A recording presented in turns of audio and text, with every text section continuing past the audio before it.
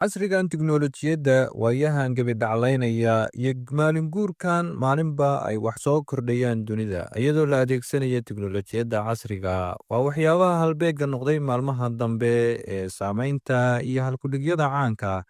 dunidana hadalhaynta badan ka dhaliyey waxaa saamaynta ugu horeysa ama safka hore ka gelaya waa AI-ga.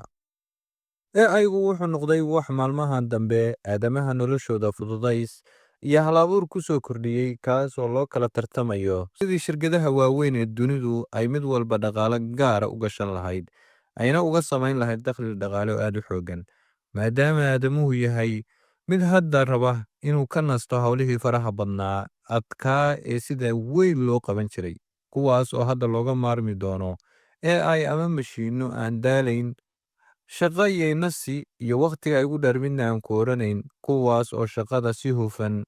aadna u degdegsiyo badan kugu qabanaya. Haddaba dunidan tiknoolajiyaddu tahay waxa ugu weyn ee hogaaminaya marka la yimaado hal-abuurka, qabashada shaqooyinka adag, wax soo saarka iyo xitaa sirdoonka, taasoo khatar ku ah dalalka qaar amnigooda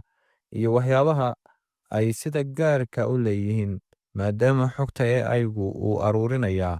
ay tahay mid aan la isku halayn karin boqolkiiba boqol gacan kalena ay ka faa'iidaysan karto haddii aan loo maamulin ama loo adeegsan sidii ugu habboonayd dalalkuna aanay xakamayn AI-ga gudaha waddankooda laga adeegsanayo dadka isticmaalaya iyo halka ay xogta u gudbinayaan. Afrikaanku waxay u muuqdaan kuwo aan adduunkaas iyo tartankaas caalamiga ah ee tiknoolajiyadda saamaynba ku lahayn welina ku baraarugin in ay tahay mid dhab ah xaqiiqa ah oo aadamuhu hadda aad ula falgelayo AI-guna uu yahay mid saamayn weyn ku leh dunidan maantay.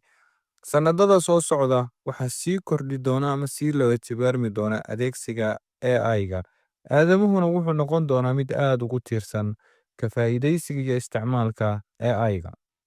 waxaana la rajaynayaa in la gaari doono xilli qof walba oo aadamahay uu u baahan doono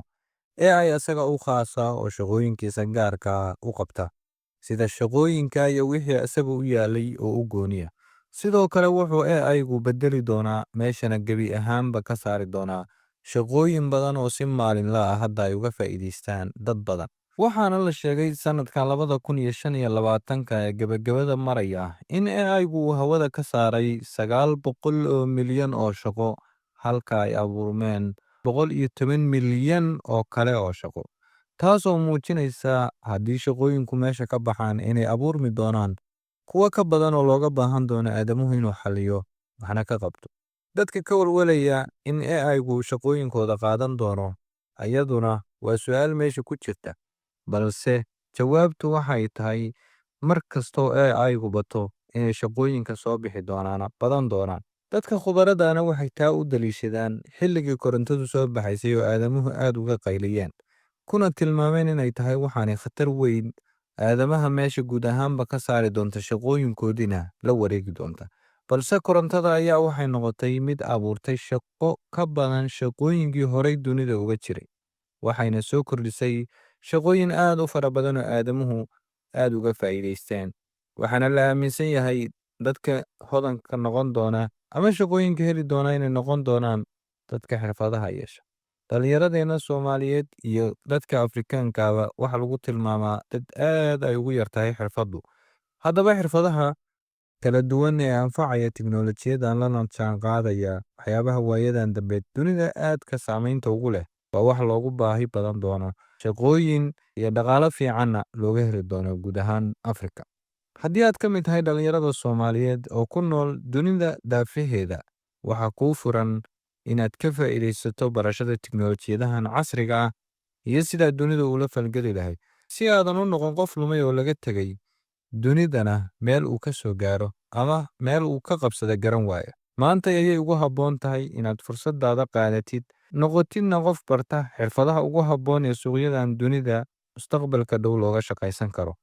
Mustaqbalku waa mid adiga gacantaada ku jira mana ahan mid cid kale ay sida ay iyadu doonayso kaa dhigi karto balse adiga ayaa iska dhigi kara sidaad adigu doonayso. Maalintaadu ha kugu wacnaato muuqaalkan haddii uu ku soo gaarayna fadlan like-ta ka hilmaami. Mahadsan.